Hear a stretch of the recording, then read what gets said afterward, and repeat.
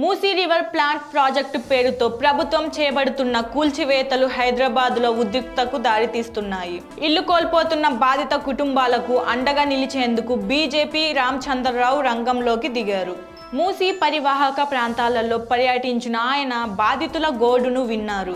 పేదవారి గూడును కూల్చివేసి సుందరీకరణ చేయడం అంటే శవాల మీద పెళ్లిళ్లు చేసుకోవడం అనే ఆయన ప్రభుత్వంపై తీవ్ర స్థాయిలో ధ్వజమెత్తారు. అనేటటువంటి ఒక ప్రాజెక్టు పేరు మీద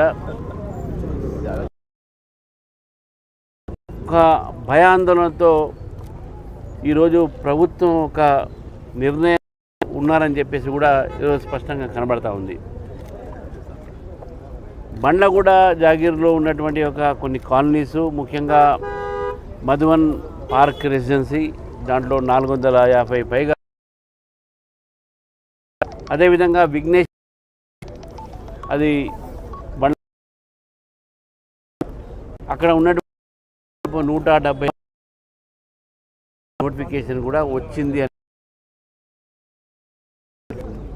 హైదరాబాద్ భూమితో పాటు ఈ మూసీలో పక్కన ఉన్నటువంటి ఒక రైతులు ఎవరైతే కూరగాయలు పండించి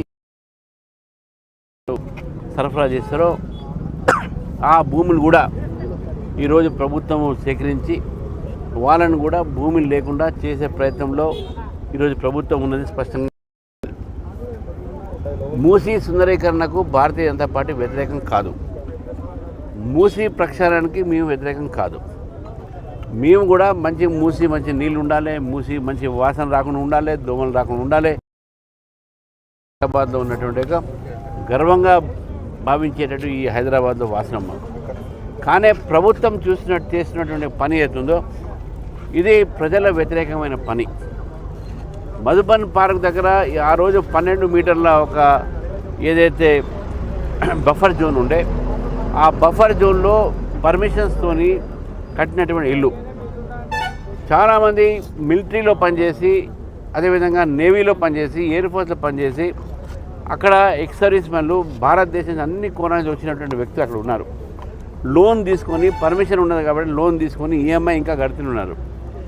విఘ్నేశ్వర్ కాలనీలో కూడా అంతా మిడిల్ క్లాస్ ఫ్యామిలీస్ 200 గజాల్లో, 150 గజాల్లో చిన్న చిన్న విల్లాస్ కట్టుకొని చాలా గర్వంగా నాకు హైదరాబాద్ ఉందని భావించి అక్కడ ఈఎంఐలు కట్టుకుంటూ ఈరోజు ప్రతిరోజు వారి జీవితం గడుపు.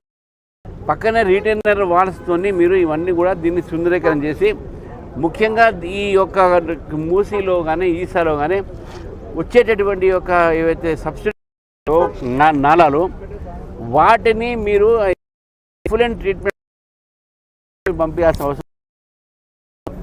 ఈ స్వచ్ఛమైన నీరు వస్తుంది. రిటైన్ ఏ ఇల్లు కూడా కూలగొట్టకుండా ప్రయత్నం చేయవచ్చు. పెరిగింది. ఇంజనీర్స్ అందరూ కూడా ఈరోజు బ్రహ్మాండమైనటువంటి ఒక ఈరోజు ఆలోచనతో ఉన్నారు. వాళ్ళందరూ